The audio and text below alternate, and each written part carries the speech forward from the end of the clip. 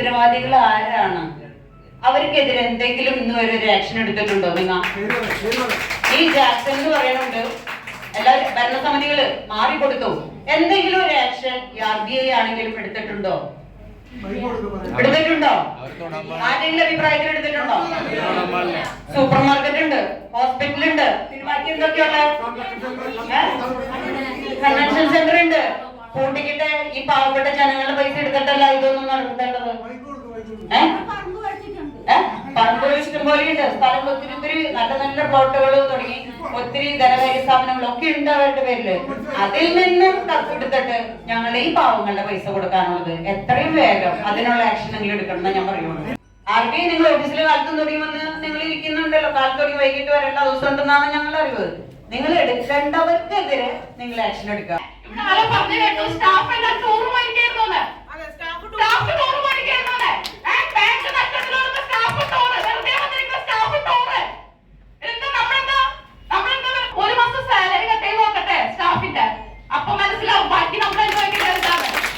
Insurance ഇല്ല, ഞാനൊരു എമൗണ്ടിന് insurance എടുത്തിട്ടുണ്ടെങ്കിൽ അത് ഫുള്ള് ഇൻഷുർഡ് അല്ലേ?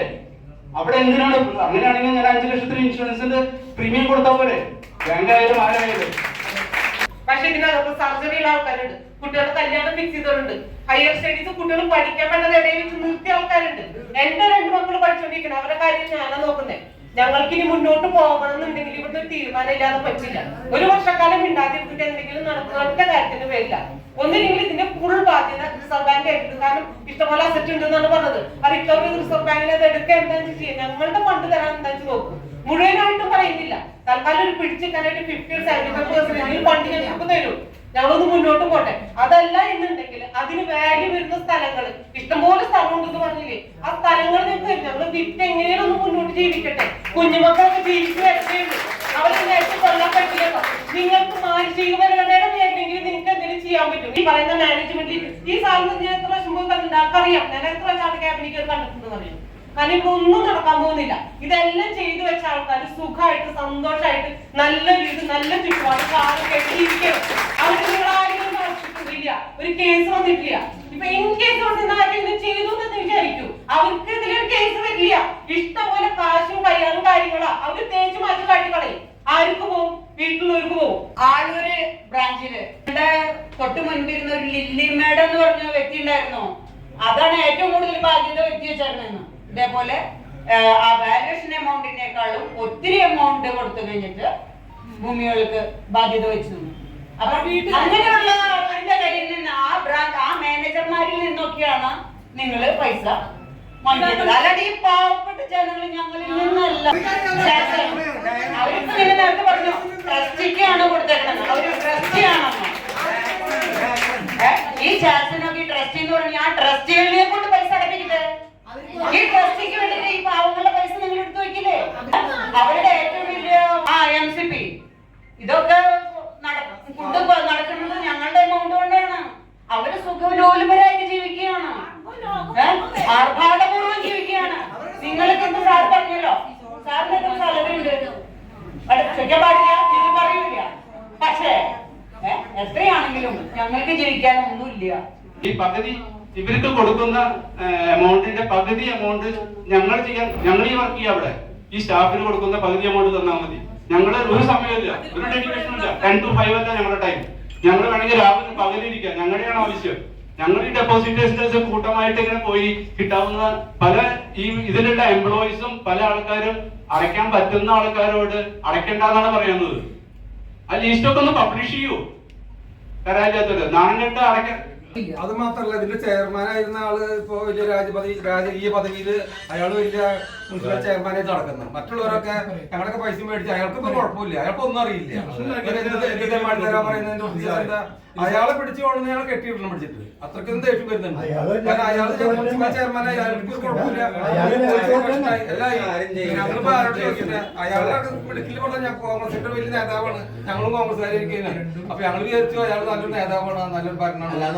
ഞങ്ങൾ അയാളെ കണ്ടിട്ടാണ് ഈ ബാങ്കിൽ തന്നെ പൈസ കൊണ്ടിട്ട് അവരൊക്കെ. ഇപ്പൊ അയാള് ചെയർമാനായി 4 ബോഡി ഗാർഡും വെച്ച് അയാൾ നടക്കാം. കാലാവധി കഴിഞ്ഞ് അടയ്ക്കാത്ത ലോണ് 1100 കോടി ഉണ്ട്. അവിടെ പ്രശ്നം പിന്നെ കുറെ വസ്തു നമ്മൾ ജപ്തി ചെയ്ത് വെച്ചിട്ടുണ്ട്, പക്ഷെ ഒന്നും പ്രയോജനമില്ല. 2 കോടിക്ക് ലേലം ചെയ്യാൻ വെച്ചാൽ ആരെടുക്കണം? 1 കോടിയുടെ വീട് 2 കോടിക്ക് ആരാ വന്ന് വാങ്ങിക്കണേ? എന്നിട്ട് ബാക്കി പൈസ മാറ്റിക്കണതാണ്. അതൊക്കെ ഉണ്ട് സാറേ. എല്ലാവർക്കും നല്ല നമസ്കാരം. ഇരിഞ്ഞാലക്കുട പട്ടണത്തിലേക്ക് വളരെ നാളുകൾക്ക് ശേഷം ഇന്ന് കടന്നു ചെന്നു. ഇരിഞ്ഞാലക്കുട പട്ടണം കാണാനായിട്ടുള്ള കൊതി കൊണ്ടല്ല പോയത്. തൊട്ടടുത്ത് കിടക്കുന്ന പട്ടണമായിട്ടുള്ള സംഗമേശ്വരൻ്റെ പ്രിയപ്പെട്ട ഭൂമിയായ ചാലക്കുടിയിൽ നിന്നും ചാലക്കുടിക്കാരുടെ ഒരു പിടി വേദനകളുമായിട്ടാണ് ഞാൻ, അവരുടെ നിലവിളികളും ഒക്കെ ഹൃദയത്തോട് ചേർത്ത് വെച്ചുകൊണ്ടാണ് ഞാൻ ഇരിഞ്ഞാലക്കുടയിലേക്ക് പോയത്. എന്താണ് അങ്ങനെ ഒരു അവസ്ഥയിൽ ഇരിഞ്ഞാലക്കുടയ്ക്ക് പോകാൻ കാരണം?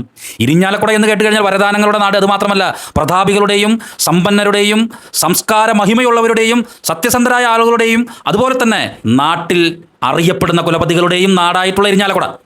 അങ്ങനെയുള്ള ഇരിഞ്ഞാലക്കുടക്കാർക്ക് നിസ്സാര സംഭവം. ഇരിഞ്ഞാലക്കുടക്കാർ അവരുടെ നെറ്റിപ്പട്ടം പോലെ ചാർത്തി നടക്കുന്ന ഗരിമയുടെ പ്രധാന ഘടകങ്ങൾ ഒരു പിടിയുണ്ട്. സംസ്കാരം നോക്കിയാലും രാഷ്ട്രീയം നോക്കിയാലും ഏതൊക്കെ മേഖലകളിൽ നോക്കിയാലും തൃശ്ശൂരിൻ്റെ തിലകക്കുറിയാണ് ഇരിഞ്ഞാലക്കുട. അങ്ങനെയുള്ള ഇരിഞ്ഞാലക്കുടയിൽ നിന്ന് ഇപ്പോൾ ഉയരുന്നത് എന്താണ്? അങ്ങനെയുള്ള ഇരിഞ്ഞാലക്കുടയിൽ നിന്നും ഉയരുന്നത് നിലവിളികളാണ്. നിലവിളികൾ. സാമ്പത്തിക വീക്ഷണകോണുകളുള്ള നിരവധി പ്രഗത്ഭരെ സൃഷ്ടിച്ച ഇരിഞ്ഞാലക്കുട നിരവധിയായിട്ടുള്ള നിക്ഷേപ കേന്ദ്രങ്ങളുടെ ഒരു പ്രശസ്തമായിട്ടുള്ള സ്ഥലം കൂടിയാണ്. ഒരുപാട് ചിട്ടി ഫണ്ടുകൾ തൃശ്ശൂർ ഉണ്ടാകുമ്പോൾ ഇരിഞ്ഞാലക്കുടയിലും നിക്ഷേപക കൂട്ടായ്മകൾ ഒരുപാടുണ്ടായി. തങ്ങളുടെ പ്രിയപ്പെട്ട അധ്വാനത്തിൻ്റെ ഓരോ അണക്കാശും കൂട്ടിവെച്ച് അവർ ഒരു നിക്ഷേപ കേന്ദ്രത്തിന് തുടക്കം കുറിക്കുമ്പോൾ 100 വർഷങ്ങൾക്ക് മുൻപ് അവരുടെ മനസ്സിൽ ഈ വിശ്വാസ്യതയുടെ കേദാരമായി ആ സ്ഥാപനം ഉയർന്നു വരുന്നത് കാണാൻ നിരവധിയായിട്ടുള്ള പ്രഗത്ഭരായിട്ടുള്ള ആളുകൾ ഒരുപാട് പാരമ്പര്യത്തിൽ ഊന്നി നിന്നുകൊണ്ട് നിരവധി വർഷങ്ങൾ കൊണ്ട് പടുത്തുയർത്തിയ ഒരു നിക്ഷേപക കേന്ദ്രമാണ് Irinjalakuda town cooperative bank ITC. അത് കേവലം ഒരു വ്യക്തി ഉയർത്തിക്കൊണ്ടുവന്നതല്ല. നിരവധിയായിട്ടുള്ള പ്രഗത്ഭരായ ആളുകൾ, പഴമയുടെ പൂർവികർ, ഇരിഞ്ഞാലക്കുടയുടെ തനത് സ്വത്വങ്ങൾ, അവർ സാധാരണക്കാരായ ആളുകൾ, തൊഴിലാളികൾ, കച്ചവടക്കാർ, അവരൊക്കെ ഉയർത്തിക്കൊണ്ടുവന്നതാണ് ഇരിഞ്ഞാലക്കുട ടൗൺ കോപ്പറേറ്റീവ് ബാങ്ക്. ആ കോപ്പറേറ്റീവ് ബാങ്കിൻ്റെ അകത്തളങ്ങളിൽ നിന്നാണ് ഇന്ന് നിലവിളികൾ ഉയർന്നത്. ഞങ്ങളുടെ കല്യാണം കഴിച്ചയക്കാൻ വേണ്ടി നിൽക്കുന്ന മക്കളുടെ കല്യാണം നടത്താനായിട്ടുള്ള കാശ് നിക്ഷേപിച്ചത് ഈ ബാങ്കിലാണ്. എവിടെ? ചികിത്സാ സഹായത്തിന് വേണ്ടി ഞങ്ങൾ സ്വരൂപിച്ചു കൂട്ടിവെച്ച പണം എവിടെ? ഞങ്ങൾക്ക് ആരോഗ്യപരമായിട്ടുള്ള പ്രശ്നങ്ങൾ ഇതൊക്കെ പരിഹരിക്കാൻ വേണ്ടി ചികിത്സ തേടാൻ ഇന്ന് സാധിക്കുന്നില്ല. ഞങ്ങളുടെ നിക്ഷേപത്തിൻ്റെ മൃഗീയമായ ഭാഗവും ഇന്ന് നിക്ഷേപിച്ചിരിക്കുന്ന ഈ ബാങ്ക് പൊളിഞ്ഞിരിക്കുന്നു എന്ന സത്യം മനസ്സിലാക്കുന്നത് അത്യധികം വേദനയോടെയാണെന്ന് നിക്ഷേപകർ ഇരിഞ്ഞാലക്കുട ടൗൺ കോപ്പറേറ്റീവ് ബാങ്കിന്റെ മുന്നിൽ നിന്ന് വിതുമ്പുകയാണ്. ചാലക്കുടിയിലുമുണ്ട് ഇവരുടെ ബ്രാഞ്ച്. ചാലക്കുടിയിൽ എൻ്റെ പ്രിയപ്പെട്ട സുഹൃത്തുക്കൾ, പേര് പറയുന്നില്ല, നിരവധിയായിട്ടുള്ള ആളുകളാണ് ഈ ITC എന്ന് പറയുന്ന നിക്ഷേപക കേന്ദ്രത്തിൽ കൊണ്ട് പണം നിക്ഷേപിച്ചത്. ഇത് വളർന്നു വരുന്ന ഓരോ കാലഘട്ടത്തിലും ഇതിനെ ചേർത്ത് വെച്ച നിക്ഷേപകർ അവരുടെ വിശ്വാസ്യതയിലാണ് കടാര കുത്തിയിറക്കിയിരിക്കുന്നത്. അത് ആരാണെങ്കിലും അവർക്ക് നേരെ കൈ ചൂണ്ടേണ്ടത്. പ്രിയപ്പെട്ട ഇരിഞ്ഞാലക്കുടക്കാരെ, തറവാടികളുടെ നാടായ ഇരിഞ്ഞാലക്കുടക്കാരെ, നിങ്ങളത് ചെയ്യണം. ഒരു രാഷ്ട്രീയ പാർട്ടികളും ഈ വിഷയത്തിൽ ശബ്ദിക്കുന്നില്ല. പാവപ്പെട്ട ആളുകൾ ഇന്ന് അവരുടെ പ്രിയപ്പെട്ട നിക്ഷേപങ്ങൾ 1 രൂപ പോലും എടുക്കാൻ പറ്റാത്ത അവസ്ഥയിൽ RBI reserve bank of India നിശ്ചയിച്ചിട്ടുള്ള ആ അഡ്മിനിസ്ട്രേറ്റീവ് സംഘത്തിൻ്റെ മുന്നിൽ താണ് കേണ് പറയുകയാണ്, ഞങ്ങളെ രക്ഷിക്കണം, ഞങ്ങളെ സഹായിക്കണം. അതിനിടയിൽ ഒരു സ്ത്രീ വിളിച്ചു പറഞ്ഞു, ഈ ബാങ്കിനെ ഇതുപോലെ കെടുകാര്യസ്ഥതയിലേക്ക് മാറ്റിയവരെ നിങ്ങൾ എന്ത് ചെയ്തു? ഒരു കേസെങ്കിലും നിങ്ങൾക്ക് എടുക്കാൻ സാധിച്ചോ? ഒരു കേസെങ്കിലും? അവർക്ക് സൂപ്പർ മാർക്കറ്റുകളുണ്ട്, വലിയ ഹാളുകളുണ്ട്, അങ്ങനെ നിരവധി സ്ഥാപനങ്ങൾ. പക്ഷേ അതുമായി ഒന്നും തൊടാൻ ആർക്കും ഒന്നും ചെയ്യാൻ സാധിക്കില്ല. ആരാണ് ഇതുവരെ ഇങ്ങനെ കൊണ്ടെത്തിച്ചത്? ആരാണ് ഇങ്ങനെ കൊണ്ടെത്തിച്ചത്? പക്ഷേ ഇരിഞ്ഞാലക്കുടക്കാരെ, നിങ്ങൾ മനസാക്ഷിയോട് ചോദിച്ചു നോക്കൂ. ഈ ടൗൺ കോപ്പറേറ്റീവ് ബാങ്ക്, ഇരിഞ്ഞാലക്കുടക്കാരുടെ പ്രിയപ്പെട്ട ടൗൺ കോപ്പറേറ്റീവ് ബാങ്ക് ഇതുപോലത്തെ അവസ്ഥയിലാക്കി മാറ്റിയ ആളല്ലേ നഗരപിതാവ് എന്ന് പറഞ്ഞുകൊണ്ട് ഇതാ ഇരിഞ്ഞാലക്കുടയെ ഭരിക്കുന്നത്. അദ്ദേഹത്തിൻ്റെ കൂടെ ഇലക്ഷൻ പ്രചരണത്തിന് ഇറങ്ങിയ ആളുകൾ വരെ ഇപ്പോൾ കണ്ണീരൊപ്പാണ്. ആരാണ് ഇരിഞ്ഞാലക്കുടക്കാരെ ഇതുപോലെ പൊട്ടന്മാരാക്കി മാറ്റുന്ന ഗീബൽസ്? ഇരിഞ്ഞാലക്കുടയുടെ ഗീബൽസ് ആരാണെന്ന് ഇരിഞ്ഞാലക്കുടക്കാർ മനസ്സിലാക്കേണ്ടിയിരിക്കുന്നു. ഞാൻ ഈ MP ജാക്സൺ എന്ന് പറയുന്ന മനുഷ്യനെ ഒരുപാട് വാനോളം പുകഴ്ത്തി വീഡിയോ ചെയ്തിട്ടുണ്ട്. പക്ഷേ അദ്ദേഹം ഇത്ര തന്ത്രശാലിയാണെന്നും ഇതുപോലെയുള്ള തന്ത്രപരമായ ഇടപെടലുകൾ നടത്തിയിട്ടുണ്ടെന്നും പിന്നീടാണ് മനസ്സിലാക്കുന്നത്. അദ്ദേഹത്തിൻ്റെ ബന്ധുക്കളുടെയോ അദ്ദേഹത്തിൻ്റെ സഹോദരിമാരുടെയോ അദ്ദേഹത്തിൻ്റെ മക്കളുടെയോ എന്തെങ്കിലും വല്ല നിക്ഷേപം ഈ ടൗൺ കോപ്പറേറ്റീവ് ബാങ്കിലുണ്ടോ? ഇല്ല. ഈ ടൗൺ കോപ്പറേറ്റീവ് ബാങ്കിലുള്ളത് പാവപ്പെട്ടവരായ ഇടത്തരം കർഷകരുടെയും ഇടത്തരം കച്ചവടക്കാരുടെയും അങ്ങനെ തങ്ങളുടെ മക്കളുടെയൊക്കെ വരുമാനം കൊണ്ട് നിക്ഷേപം സമാഹരിച്ച് കൊണ്ടിട്ടിരിക്കുന്ന ആളുകളുടെയാണ് പണം പോയിട്ടുള്ളത്. ഈ ബാങ്ക് ഈ അവസ്ഥയിലേക്ക് ആവുന്നതിന് മുൻപ് ഇതിൽ നിന്നും പണം, അവരുടെ നിക്ഷേപം പിൻവലിച്ച ആളുകളാരാണ്? ഇനി അതിനേക്കാളും വലിയ സംഭവം, ഈ ടൗൺ കോപ്പറേറ്റീവ് ബാങ്കിൻ്റെ ഹാളിൽ കൂടി ഇന്നത്തെ യോഗത്തിൽ ഒരാൾ വിളിച്ചു പറയുകയാണ്, ഇത്രയും ബാങ്ക് പൊട്ടിപ്പൊളിഞ്ഞ് നിൽക്കുന്ന സമയത്ത് ജീവനക്കാർ ടൂർ പോയിരിക്കുന്നു എന്ന്. ടൂറ് ആരുടെ അടുപ്പിലേക്കാണ് ഈ ടൂർ പോയിരിക്കുന്നത്? ഇരിഞ്ഞാലക്കുടക്കാരെ, പ്രതാപികളുടെ നാടായ ഇരിഞ്ഞാലക്കുടക്കാരെ, സുന്ദരന്മാരുടെയും സുന്ദരികളുടെയും നാടായ ഇരിഞ്ഞാലക്കുടക്കാരെ, നിങ്ങൾ ഇത്രയ്ക്കും പൊട്ടന്മാരായോ? നിങ്ങൾ തെരഞ്ഞെടുത്തിരിക്കുന്നത് ഒരു ഗീബൽസ് ആണെന്നുള്ള സത്യം നിങ്ങൾ മനസ്സിലാക്കാൻ മറന്നുപോയിരിക്കുന്നു. അയാൾ തൊട്ട ഏതെങ്കിലും സ്ഥാപനം ഇപ്പോൾ നിലവിൽ ഇരിഞ്ഞാലക്കുടയിൽ നല്ലതുണ്ടോ? അതാണ് എൻ്റെ ചോദ്യം. അയാൾ തൊട്ട ഏതെങ്കിലും സ്ഥാപനം ഇരിഞ്ഞാലക്കുടയിൽ നല്ല രീതിയിൽ പോകുന്നുണ്ടോ? മിസ്റ്റർ MP ജാക്സൺ, നിങ്ങളെ ഇന്ന് നിങ്ങൾക്കെതിരെ കേസ് എടുക്കണമെന്ന് പറഞ്ഞുകൊണ്ട് വീട്ടമ്മമാർ വന്നിട്ടുണ്ട്. ഇപ്പോൾ നിങ്ങൾക്ക് യാതൊരു പ്രശ്നങ്ങളുമില്ല. എന്താ കാരണം? നിങ്ങൾ സ്വതന്ത്രമാക്കപ്പെട്ടിരിക്കുന്നു. നിങ്ങളുടെ അടുത്തേക്ക് ഈ ബാങ്കിനെ ഇതുവരെ നയിച്ച നിങ്ങളുടെ ഭാഗത്തു നിന്ന് വന്ന വീഴ്ചകൾ കൊണ്ടാണ് ഈ ബാങ്ക് ഇങ്ങനെ ആയിട്ടുള്ളത് എന്ന് തീർച്ചയായിട്ടും കണ്ടെത്തിയതിനെ തുടർന്നാണ് നിങ്ങളുടെ ഭരണസമിതിയെ പിരിച്ചുവിട്ടിരിക്കുന്നത്. അത് നിങ്ങൾക്ക് ഉർവശി ശാപം ഉപകാരമായി എന്ന പോലെയാണ്. ഇപ്പോൾ നിങ്ങളുടെ അടുത്തേക്ക് ആളുകൾ വരുമ്പോൾ നിങ്ങൾ പറയുന്നു എൻ്റെ അടുത്തേക്ക് വരണ്ട, അത് RBI ഏറ്റെടുത്തിരിക്കുന്ന ഒരു ബാങ്കാണ്, എനിക്കതിലൊന്നും ചെയ്യാൻ സാധിക്കില്ല. പ്രിയപ്പെട്ട MP ജാക്സൺ, നിങ്ങൾ ഇരിഞ്ഞാലക്കുടയുടെ പിതാവെന്ന് പറഞ്ഞുകൊണ്ട് ആ കസേരയിൽ വിരിഞ്ഞമർന്നിരിക്കുമ്പോൾ നിങ്ങളുടെ കസേരയുടെ പിറകിൽ നിലവിളികളുടെ ശബ്ദം നിങ്ങൾക്ക് കേൾക്കാം. ആ ശബ്ദം അത് വലിയ നിലവിളികളുടെ ശബ്ദമാണ്. അതിൻ്റെ ആഘാതം നിങ്ങൾ കേൾക്കാൻ പോകുന്നേ ഉള്ളൂ. ഇത് തീർച്ചയായിട്ടും ഇരിഞ്ഞാലക്കുടക്കാരുടെ വലിയ വിശ്വാസ്യതയ്ക്ക് മുകളിലാണ് നിങ്ങൾ കഠാര വെച്ചിരിക്കുന്നത്. പ്രിയപ്പെട്ട MP ജാക്സൺ, ഇന്ന് അവിടെ വന്ന് നിലവിളിച്ചിരിക്കുന്ന ആളുകളെ എപ്പോഴെങ്കിലും നിങ്ങൾ കാണാൻ പറ്റും? നിങ്ങളുടെ മുന്നിലൊക്കെ അവർ വന്നിട്ടുണ്ടാകും. നിങ്ങൾ എന്താണ് ചെയ്തത്? നിങ്ങൾ ഇലക്ഷൻ സമയത്ത് നിങ്ങൾ പ്രചരണം നടത്തിയത് എന്താണ്? ഞാൻ കേട്ടിട്ടുണ്ട് നിങ്ങളുടെ പ്രസംഗം. ഞാൻ വന്നു കഴിഞ്ഞ് കഴിഞ്ഞാൽ ഉടനെ തന്നെ ഈ പ്രശ്നങ്ങളെല്ലാം തന്നെ പരിഹരിക്കപ്പെടുമെന്നാണ്. ഇതാ സെക്യൂരിറ്റി ഇരിക്കുന്നുണ്ട്. ഞാനൊന്ന് ചോദിക്കട്ടെ മിസ്റ്റർ MP ജാക്സൺ, എത്രയോ ബ്രാഞ്ചുകളാണ് നിങ്ങളുടെ ഈ ബാങ്കിനുള്ളത്? അവിടെയൊക്കെ എത്രയോ തൊഴിലാളികൾ ഇരുന്ന് മൃഷ്ടാന്തം ശമ്പളം വേദിച്ച് അവരുടെ ജീവിത സൗകര്യങ്ങൾ അവർ മുന്നോട്ട് പോകുന്നു. ഇന്ന് അവിടെ വന്നിരിക്കുന്ന ഏതെങ്കിലും ഒരു നിക്ഷേപകനെ അവിടെ ഒന്ന് ഇരിക്കാനോ ഒരു ഗ്ലാസ് വെള്ളം കൊടുക്കാനോ ആരും ഉണ്ടായില്ല. നിക്ഷേപം സ്വീകരിക്കാൻ വേണ്ടി വരുമ്പോൾ എന്തൊരു സ്നേഹമായിരുന്നു. ഇതെല്ലാം ഓരോന്നായിട്ട് അവർ നിലവിളിച്ചുകൊണ്ടിരിക്കുകയാണ്. ആരും MP ജാക്സന്റെ പേര് പറയാനായിട്ട് എല്ലാവർക്കും ബുദ്ധിമുട്ടാണ്. ഞാൻ പറയുന്നു, നിങ്ങളുടെ ഭരണസമിതിയാണ് ഈ ഇരിഞ്ഞാലക്കുട ടൗൺ കോപ്പറേറ്റീവ് ബാങ്കിന് ഇത്ര നാൾ ഭരിച്ചിരുന്നത്. നിങ്ങൾ ഓരോ സ്ഥലത്തിനും നിങ്ങൾ ലോൺ കൊടുക്കുമ്പോൾ ആ സ്ഥലത്തിൻ്റെ മതിപ്പിനേക്കാളും വലിയ ലോണുകൾ നൽകി. ഇപ്പോൾ ഒരുപാട് സ്ഥലം ഇരിഞ്ഞാലക്കുട ടൗൺ കോപ്പറേറ്റീവ് ബാങ്കിന് കിട്ടിയിട്ടുണ്ട്. പക്ഷേ അതൊന്നും വിറ്റാൽ പോലും കിട്ടാത്ത അത്രയ്ക്കും വലിയ തുകയാണ് ആളുകൾ തിരിച്ചടയ്ക്കാനുള്ളത്. എന്തേ ആളുകളുടെ ലിസ്റ്റ് പ്രസിദ്ധീകരിക്കാൻ, എന്തേ ഇരിഞ്ഞാലക്കുടയിലെ പത്രങ്ങളിലൂടെ അത് വെളിപ്പെടുത്താൻ സാധിക്കില്ലേ? ആളുകൾ ചോദ്യശരങ്ങളുമായിട്ട് വരുമ്പോൾ എയർ കണ്ടീഷൻ ചെയ്ത റൂമിൻ്റെ ശീതളതയിലിരുന്ന് നിങ്ങളിതെല്ലാം കേൾക്കുകയാണ്. പ്രിയപ്പെട്ട MP ജാക്സൺ, നിങ്ങളെ കാലം ചരിത്രത്തിൽ രേഖപ്പെടുത്തും. ഇരിഞ്ഞാലക്കുടയുടെ ഗീബൽസ് ആണ് നിങ്ങൾ, ഇരിഞ്ഞാലക്കുടയുടെ ഗീബൽസ്. ഈ സാധാരണക്കാരായ ആളുകളുടെ നിലവിളികൾക്ക് മുന്നിൽ നിങ്ങൾ ഒന്നും ചെയ്യാതെ വളരെ തന്ത്രപൂർവ്വം കരുക്കൾ നീക്കി സ്വതന്ത്രമായിട്ട് നിങ്ങൾ ഇരുന്ന് വിരാജിക്കുകയാണ്. ഇരിഞ്ഞാലക്കുടക്കാരെ, സാംസ്കാരിക സമ്പന്നതയുടെ പ്രിയപ്പെട്ട നാടേ, സുന്ദരന്മാരും സുന്ദരികളുടെയും നാടേ, വരദാനങ്ങളുടെ പ്രിയപ്പെട്ട സമൂഹമേ, ഗീബൽസ്. ആ ഗീബൽസിനെതിരെ ശബ്ദമുയർത്താൻ സമയമായി. സാംസ്കാരിക തനിമയുടെയും സാമൂഹികമായിട്ടുള്ള ഉയർച്ചയുടെയും പ്രിയപ്പെട്ട നാടായ ഇരിഞ്ഞാലക്കുടയിൽ നിന്നും നിക്ഷേപ തട്ടിപ്പുകളാണ് ഒന്നൊന്നായി വന്നുകൊണ്ടിരിക്കുന്നത്. ഒരാൾക്കും ഈ വിഷയത്തിൽ ഇടപെടാൻ താല്പര്യമില്ല. ഒരാൾക്കും. എവിടെ ഇടതുപക്ഷം എന്തെങ്കിലും വിഷയങ്ങളുമായിട്ട് ഈ പ്രശ്നത്തിൽ ഇടപെടാൻ വരുന്നുണ്ടോ? ഒരു ഇടപെടലുമില്ല. ഇതാണ് ഇരിഞ്ഞാലക്കുടയിൽ നടക്കുന്നത്. ആ ഇരിഞ്ഞാലക്കുടയിലേക്കാണ് ഞാനിന്ന് പോയത്. ഞാൻ കണ്ട ഓരോ മനുഷ്യരുടെയും കണ്ണുകളിൽ ആകുലതയും അമ്പരപ്പും നിതാന്തമായ തളർച്ചയുമാണ് അവരുടെ കണ്ണുകളിലുള്ളത്. വയസ്സായ വല്യപ്പന്മാർ വന്നിരുന്ന് പറയുന്നു 7 ലക്ഷം കൊണ്ടിട്ടിരിക്കുന്നു. മിസ്റ്റർ MP ജാക്സൺ, നിങ്ങൾ ഇതിന് ഉത്തരം പറയേണ്ടി വരും. നിങ്ങളാണ് ഈ ബാങ്കിനെ ഭരിച്ചതുപോലെയാക്കിയത്. നിങ്ങൾക്കൊരിക്കലും ഇതിൽ നിന്ന് രക്ഷപ്പെടാൻ സാധിക്കില്ല.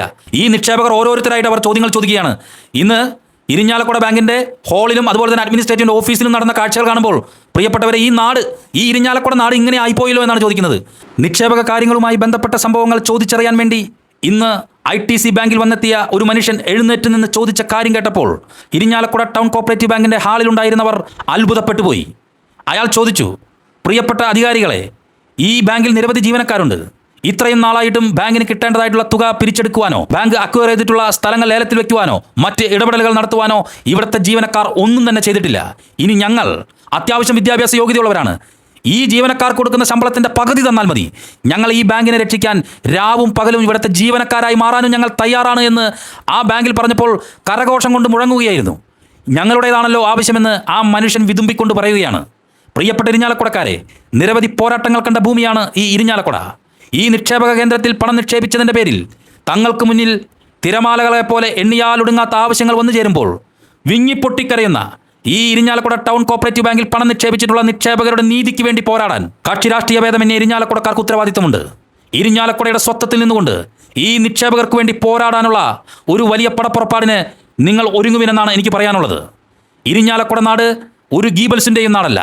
ഒരു ഗീബൽസിനും ഇരിഞ്ഞാലക്കുടയെ പിടിച്ചെടുക്കാൻ സാധിക്കില്ല. അങ്ങനെ പിടിച്ചെടുക്കാൻ പറ്റുന്നൊരു നാടല്ല ഇരിഞ്ഞാലക്കുട. അതുകൊണ്ട് പ്രിയപ്പെട്ട ഇരിഞ്ഞാലക്കുടക്കാരെ, നിങ്ങളുടെ സ്വത്വം നിലനിർത്തിക്കൊണ്ട് നിങ്ങളുടെ സ്വത്വത്തിൽ നിന്നുകൊണ്ട് ഇത്തരം നീതികേടുകൾക്കെതിരെ ശബ്ദമുയർത്തുന്ന വലിയ കൊടുങ്കാറ്റാവാൻ ഓരോ ഇരിഞ്ഞാലക്കുടക്കാരനും ബാധ്യതയുണ്ട് എന്ന് പറഞ്ഞുകൊണ്ട് ഈ നീതിക്കായിട്ടുള്ള പോരാട്ടത്തിൽ നമുക്ക് ഒരുമിക്കാം. നന്ദി, നമസ്കാരം.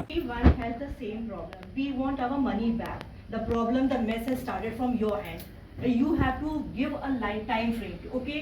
By after 3 months, after 2 months, you're going to give the money back. This is simply what we want. We don't want any excuse from your side. It's almost been one year, one full year. Yeah. Now we want the money back. Everybody has some or other reasons to get the money back. It's our hard-earned money. So what is the solution? Just give a. RBI has given 2 ultimatums to you. The number one is that RBI perhaps wants to merge it with some private banks, but no bank is ready to merge it with your bank. So what is the second solution? The second solution is that you need to sell the whatever the land or property and give the money back to us. So let us know the time frame. That's it. Loan കൊടുത്ത പൈസ ഇല്ലല്ലോ, അത് തിരിച്ചടക്കുന്ന ആൾക്കാർ വരുന്നുണ്ട്, അത് തിരിച്ചടപ്പിക്കരുത് ഇവിടെ. അതാണ് ഇപ്പൊ ചെയ്യണത്. വലിയ ആൾക്കാരൊക്കെ ചെയ്തത്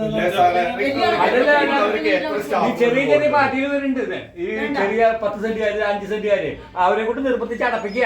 അത് അടപ്പിക്കരുത്, കാരണം നമ്മുടെ പൈസ കിട്ടിട്ട് മാത്രം നോക്കിയാൽ മതി.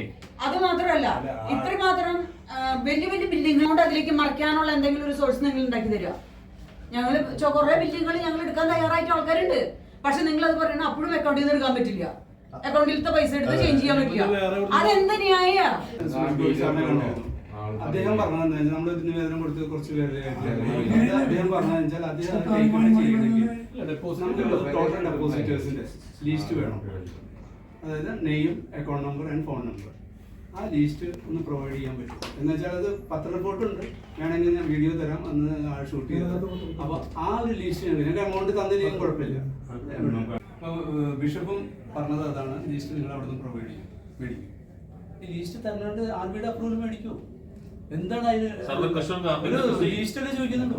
നമ്പർ ഓഫ് ഡെപ്പോസിറ്റേഴ്സ് ആൻഡ് 75,000 രൂപ അങ്ങനെ ചോദിച്ചാൽ തന്നെ കിട്ടിയാൽ ഉറപ്പ് പറയാൻ പറ്റില്ല. 75,000 രൂപയ്ക്ക് ലോകത്തിൽ എവിടെയെങ്കിലും കല്യാണം നടത്താൻ പറ്റുമോ? സാറെന്നെ പറഞ്ഞു അവർ റിസർവ് ബാങ്കിന് അറിയാവുന്ന കാര്യമാണ് എന്നുള്ളത്.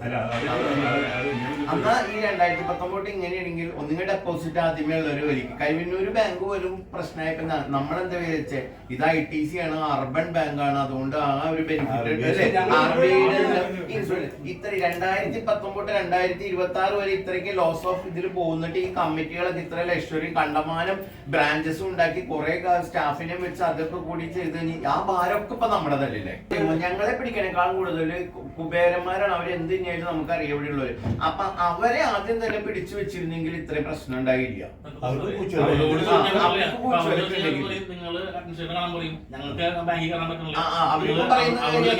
ഇത് നിങ്ങളില്ലെങ്കിലോ ജനങ്ങൾ അവരുടെ വീട്ടിലെത്തിയാൽ. അതെ, അവരെ അവരൊക്കെ ഇവിടെ പ്രമാണികന്മാരും അറിയപ്പെടുന്ന ആൾക്കാരാണ്. ഇറങ്ങുമ്പോ വ്യത്യാസങ്ങളുണ്ടാവും. നിങ്ങളുള്ളതുകൊണ്ടാണ് ചേംബറിൽ ഇത്രയും വരെ വന്ന് കാര്യങ്ങൾ മര്യാദയായിട്ട് പറയുന്നു അല്ലെ. അതേ സ്ഥാനത്ത് ഇതിനിരിക്കുന്ന പഴയ മെമ്പർമാരാണെങ്കിൽ ഈ കാണുന്ന ആൾക്കാരോട് അടുപ്പും വെച്ച് വീടും വെച്ച് താമസമൊക്കെ അവിടെ തന്നെ ആയേനെ. അപ്പൊ അവരനങ്ങും.